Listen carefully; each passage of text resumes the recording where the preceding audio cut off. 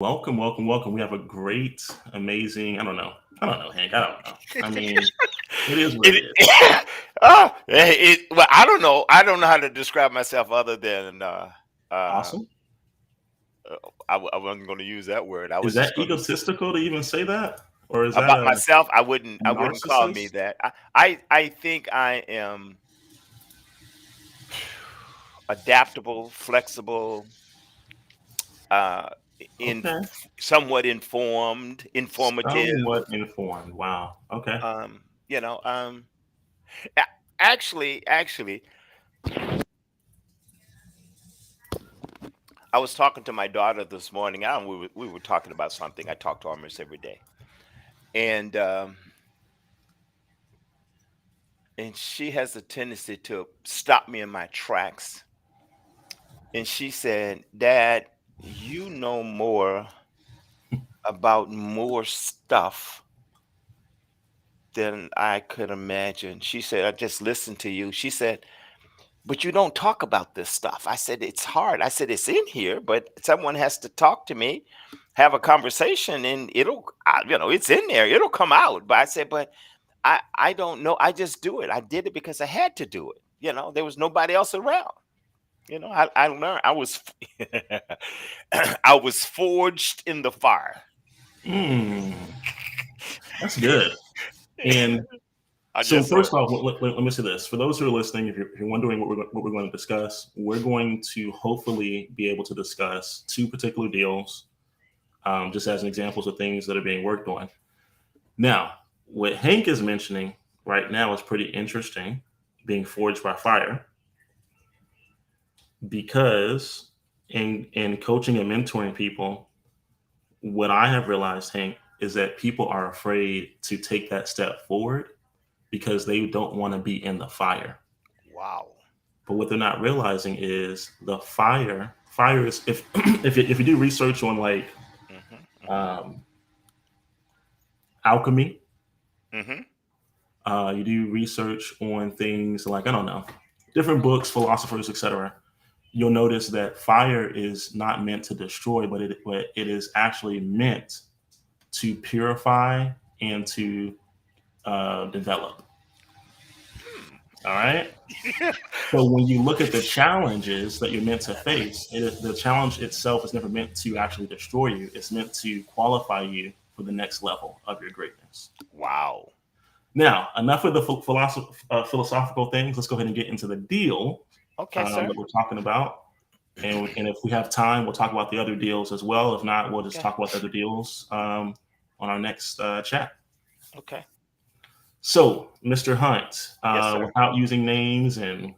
incriminating Okay. tenants and all that stuff, Fair can you enough. kind of tell us briefly about the deal, what the seller was requesting, and then what happened after Okay. you and your hedge fund partners looked at the property? Okay. That's fair enough. I think I can do this without incriminating anybody. I was apprised of a property that is listed as a three-bedroom, one bath, with potential of putting in another bedroom and another bath in the attic area. Um, the asking price was above 70. The the um, the comps in the area are about 129,000. I'm talking thousands. And I was informed that to do a ground up build or rebuild or take it down to the studs or the two by fours would probably be a $90,000 proposition. So I said, okay, I'll take a look. Let me run some information. Now, I was just surprised of the physical space, and in the meantime, I was provided with some pictures, photos. I had the owner to send me some photos, so we got some photos. But in the meantime, because it's located somewhere close to me, My wife and I just took a drive by, and I took some pictures from outside. I wasn't able to go inside, which is all well and good. And I realized that it needed a little bit of work. Looked at the pictures, and I was informed that, hey, the people that are living in it are somewhat hoarders. I'm going like, okay, how bad can it be? I've seen hoarding before, but so we looked at the pictures, and I'm going like, wow. But again, ran the numbers, not knowing the full extent of rehab or repairs. I apprised put together a packet, provided to a hedge fund, and we were asking about 95.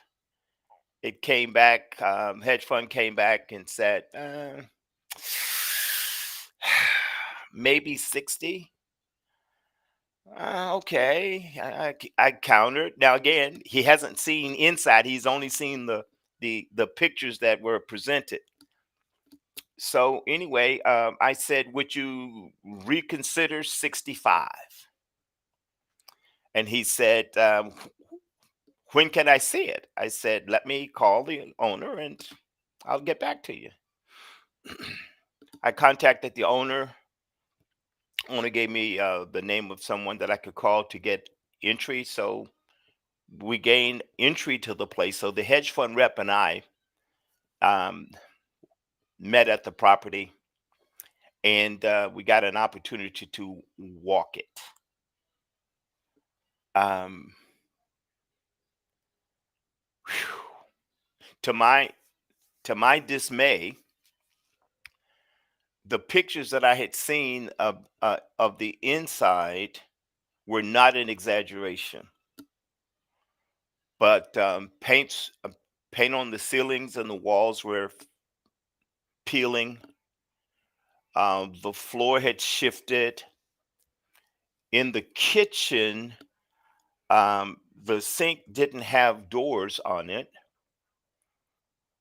but I could see that there was a leak in and around the uh, the plumbing.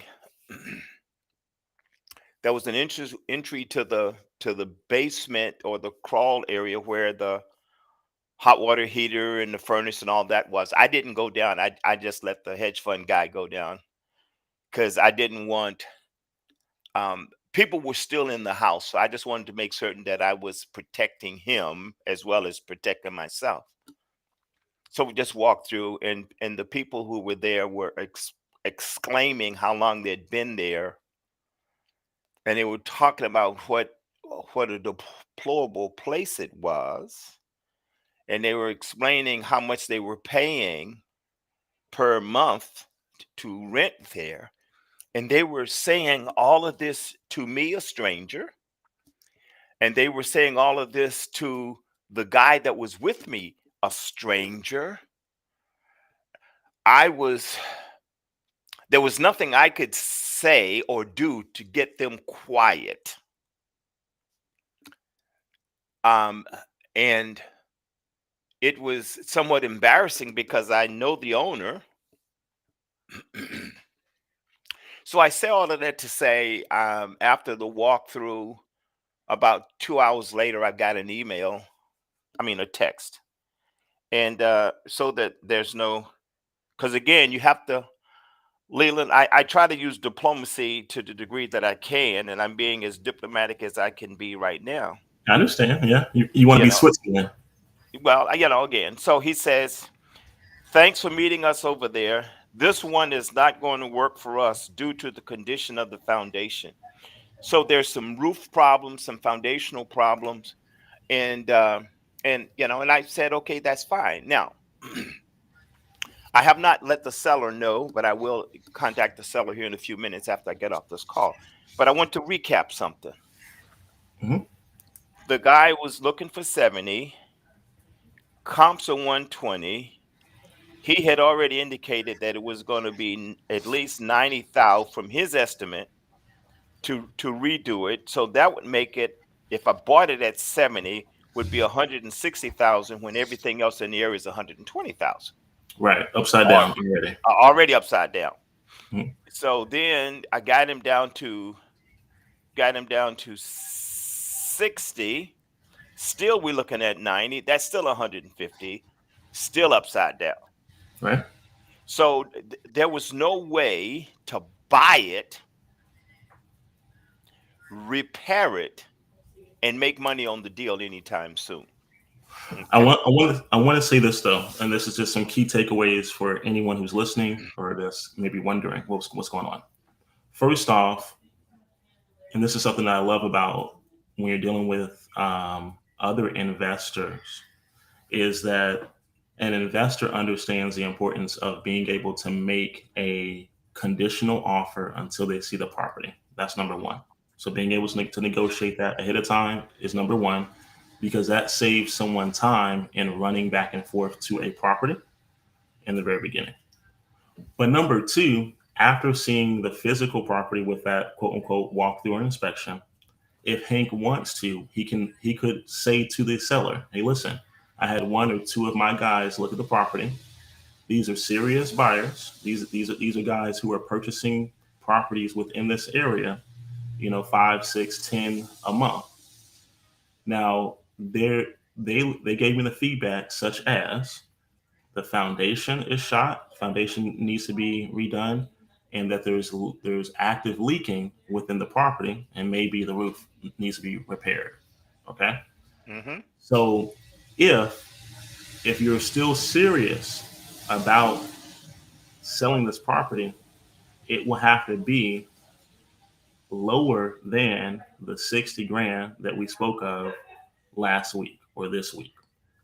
My suggestion is, if you're serious about selling this property, you need to be at about 40 grand.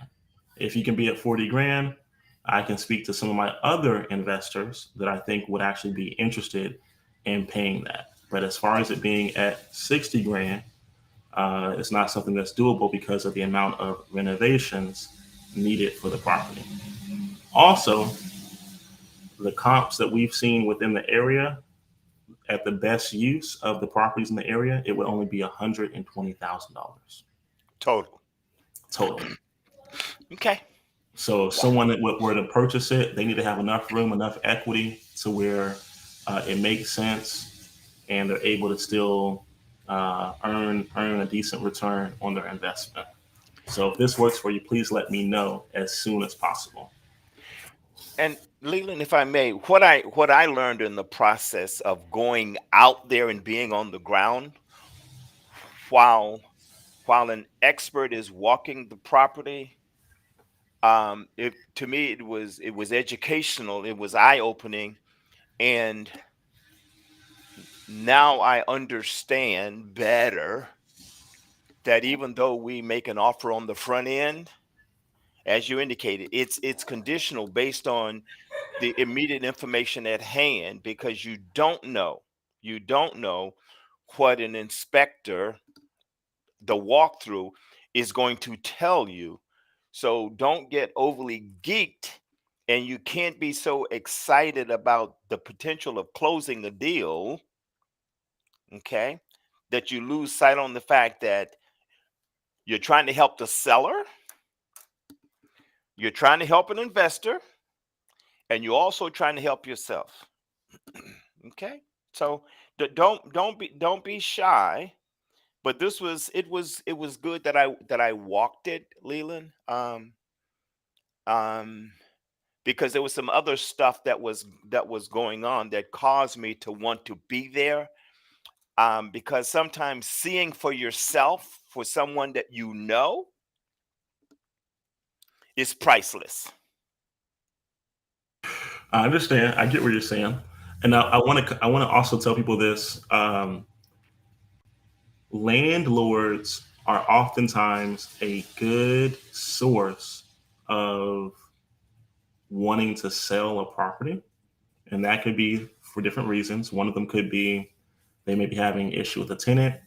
They may be afraid to evict a tenant, and so they Hmm. may want to privately sell the property without putting a sign in the yard. Maybe they've promised a tenant something throughout the process, and they now want to conveniently back out of that verbal agreement. I have You seen that happen often.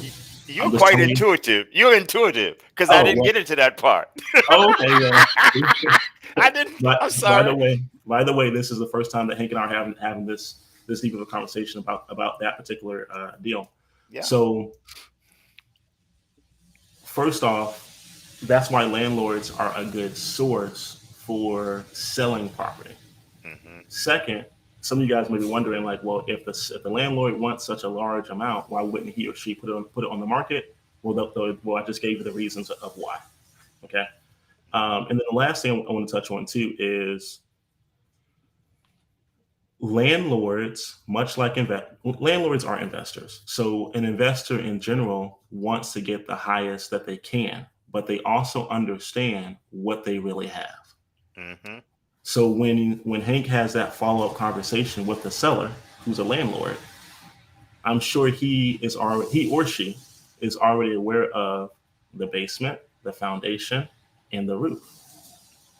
So if things were already, and this is what I love, this is what I love about the art of it in general.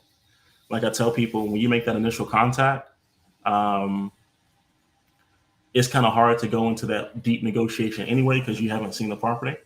So, but after you or a buyer that's in your network, your investor friends, after they've seen the property, now you come back and you're going to renegotiate. But now that you're renegotiating, if someone had like an actual Hmm. Hmm. rehab sheet to kind of get the amount where you're like, hey, the roof will cost 7 grand, the foundation costs 10 grand, then someone could say just with logic, hey, earlier we mentioned 60 grand. Um, there's no way we can do that, and here's why. Roof will cost 7 grand. Foundation costs 10 grand. Waterproofing the basement will cost another $7,000. That right there is basically 30 grand. However, if you still want to get this tenant out of your hair, if you still don't want to deal with the headache of that tenant, I can't help you, but it's going to have to come at the price point of, Hmm. Okay. you know. So that's what I love about those. And then all of a sudden you're like, man, I closed that deal. It didn't go A B C as I thought it did. It went A B C D E F, but I still closed that deal. So Thank you, sir. Thank you. But again, it was educational. But plus, Leland, this gives me opportunity to understand and better appreciate what the apprentice are dealing with or will be facing as they move forward. And and then the bottom line is just do it. That's all. Just do it. I'm still standing. and you know, you never know what a seller or a buyer will say until you present that question to them. absolutely. You just never know. So FYI, you can't lose in the situation. If anything, the seller is a lot of times in the worst case scenario anyway, Correct. unfortunately. Yes. So okay, so that is all the time that we have for today. And then on our next discussion, we'll talk about an apartment building, and we'll go into a little more in depth about those types of opportunities. Okay. And so, with that being said, we will see you guys on the next one. Thank you guys for your time. Just do it. Have fun. Have Just have fun. fun with it. That's